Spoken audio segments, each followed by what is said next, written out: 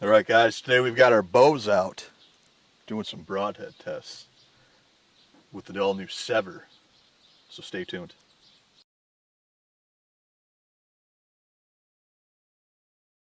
All right, today we have the all new Sevr Hybrid 1.5. And this has a overall cutting diameter of 2.2 inches. But let's take this out of the box. Take a look at it. This is the new Sevr 1.5. You gotta stay still with that broadhead. You just have to take it. There you go.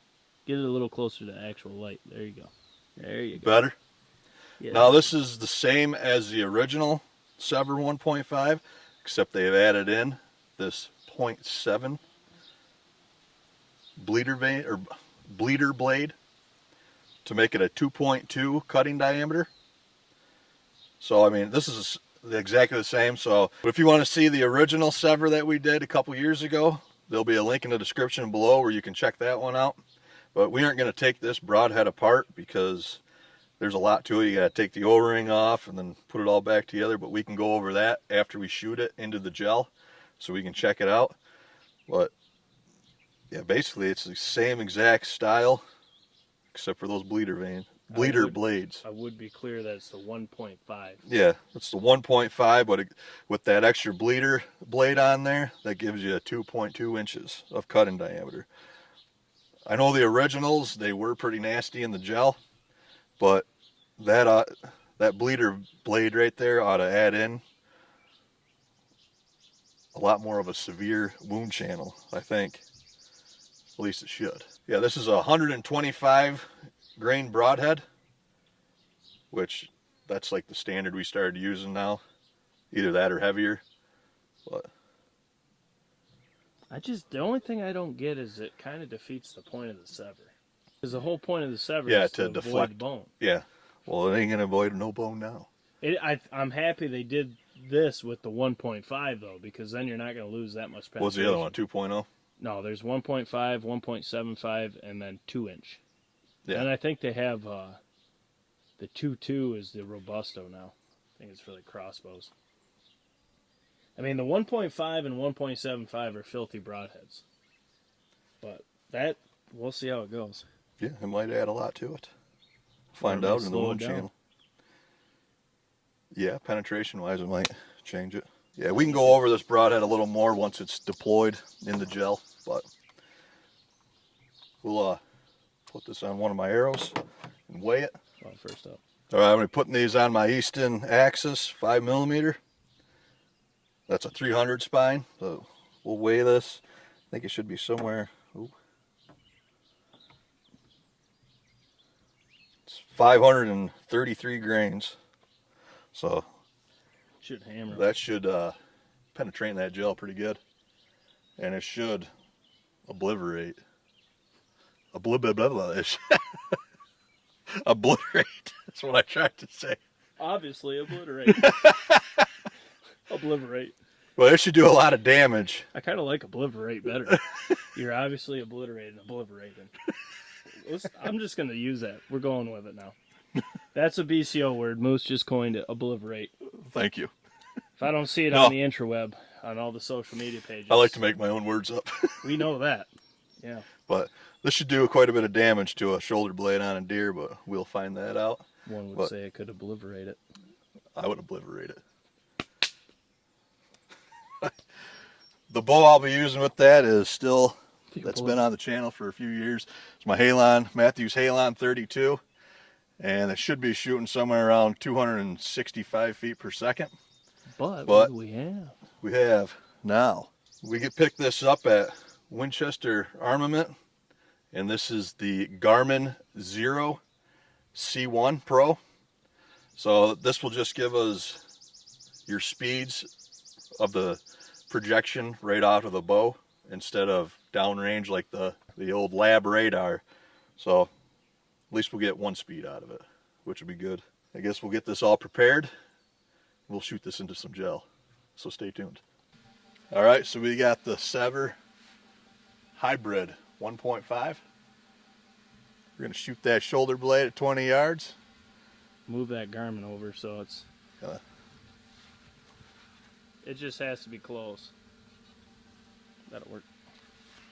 We're going to shoot over the top of the Garmin, see what our speeds are. Or our speed, I should say. And we'll see what this looks like in the gel. See how the blades survive going through that shoulder blade.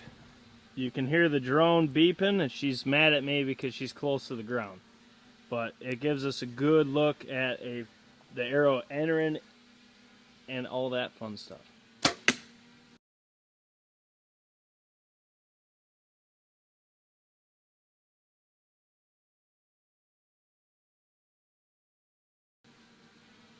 Yeah, it just did its job. It didn't even deflect at all. No, all I heard was a whack. So we're looking at speeds of 265. 265. The drone's unfazed. The blade's unfazed. The Sevr sounded like it did exactly what the 1.5 does. That's what it sounded like. Destroy. Let's see what it looks like in the gel. All right. As we can see, the Sevr Hybrid 1.5 did its job on contact. It opened up and it made it in about 3/4 of the way. Yeah, I'd say 3/4 of the way. And this is what, a 16-inch block? Yes, sir. So, I mean, that's really good penetration. And an awesome wound channel. Yeah, it does have a good wound channel. If you, I don't know if you can see it or not from there, but you can see how it actually rotated through a little bit. But yeah, you can see the twist. And then this is the best way to see the twist, because then you can see the line. I mean, not a lot of twist, but that's you don't. I mean, if you get that much in ballistics gel, you're gonna be twisting the whitetail. Oh yeah. But I mean, hell, that's pretty impressive. Let's take. Yeah, blew right through the shoulder blade, no issue. Oh yeah, there's no issue with that. Actually, it started to open. You can see. Actually, that's. You gotta turn a little, move back. There you go. Actually, that's where the bleeder blades hit. Yeah, it kind of like opens a path for them. Yeah. But let's pull this out. I'd get that bone out of there. I'd pull the target back. There you go. Trust me. Crisscross applesauce. A little debris off from here. Leave it. It looks cool. But you got to move though. There you go. Better. Yep. Well, there's your entrance. You can see where the bleeders went in, and then where it started to expand. I put a friggin' slug hole in it. I mean, that's pretty good. That ought to open them up pretty good on the entrance, and obviously the exit, you're going to have your main hole. Yeah, that put a freaking wound in there. It looks like a slug hole. Actually, these blades, I guarantee you they're fine. Sevr 1.5 is the only broadhead we've tested that survived the car hood without a nick, shoulder blades without a nick.